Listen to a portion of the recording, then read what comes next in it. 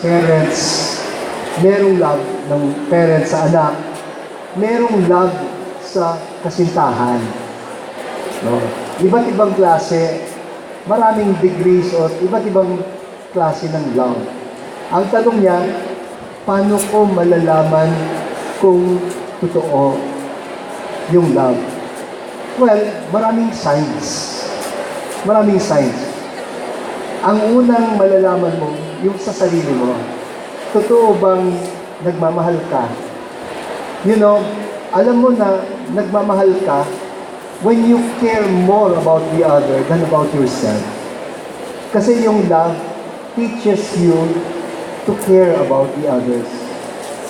What is beautiful about love, nilalabas ka niya sa sarili mo. Malungkot yung mag-isa eh. If you care only about yourself, you cannot be happy.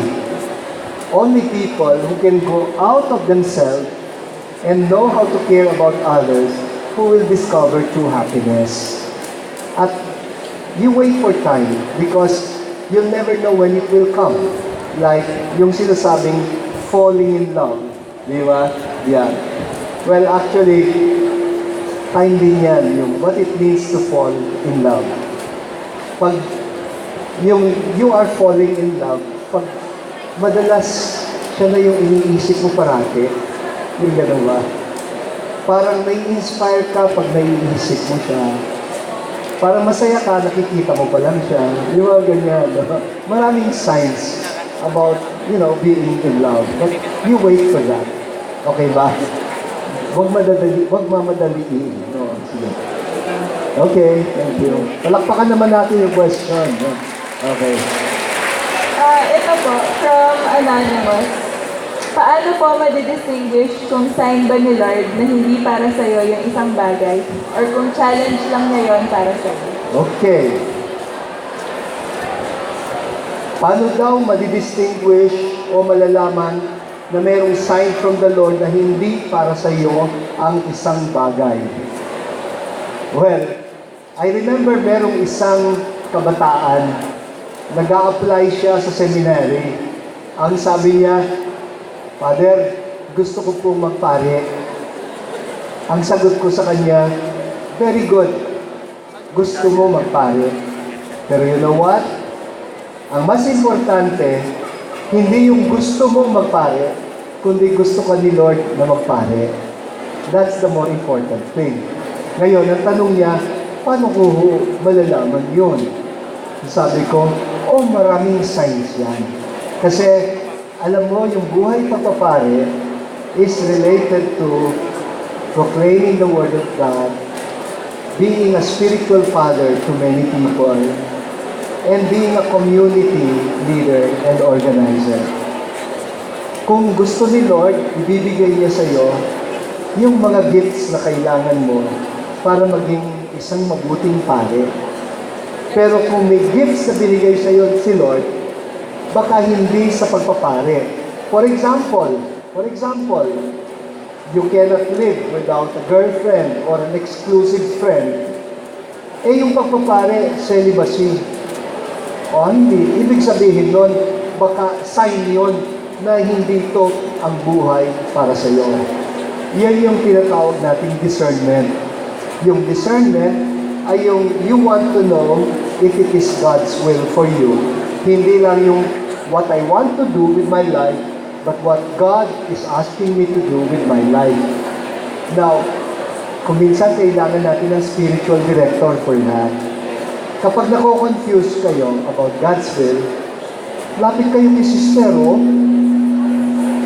lapit kayo sa mga teachers ninyo at magtanong kayo, paano ko po malalaman if this is God's will for me? And I'm sure, matutulungan nila kayo. Okay? Yeah. Please give a round of applause for this question. Thank you.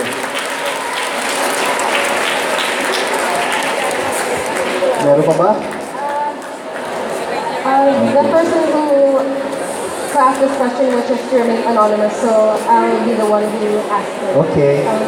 What advice will you give to teens who are skeptical towards God? Okay, good. Ang question is, what advice can you give to teens who are skeptical about God? Yeah. Alam nyo, ako mismo, when I was a young man, there were many times when I became skeptical also about God. And it's part of growing up. Yung uncertainty. Don't be afraid if you begin to experience some uncertainty. You become skeptical. You begin to question. It's part of growing up. Merong isang philosopher, ang sabi niya, meron daw 3 stages ng growth of the human spirit. You begin like a camel. You grow into a lion, and the last stage is you become a child. Baliktad siya. You don't begin as a child. You end as a child. You begin like a camel carrying a heavy weight on your back. And then the time will come when you become very critical because you develop your intelligence. At tama lang to use your intelligence and you begin to reason about many things. When you begin to reason, you question a lot of presuppositions. Pwede mo sabihin, oh, just because sinabi niya, paniniwalaan ko. I want to know kung may basis talaga. That's not wrong. It's okay. It's okay to argue. It's okay to ask. It's okay to explore. But always, it's important to find guidance to people whom you love and whom you respect and who will make sure that in seeking answers to your question, you will not, get derailed or hindi ka lumihis masyado na landas at masaktan. So yun lang advice ko about that. Don't be afraid to grow skeptical at some point and to ask questions, but have people whom you trust, whom you can dialogue with, and listen. Kasi kapag skeptical ka, baka yung sarili mo lang yung pinapakinggan mo. And you keep asking questions. But the question is, are you interested in an answer?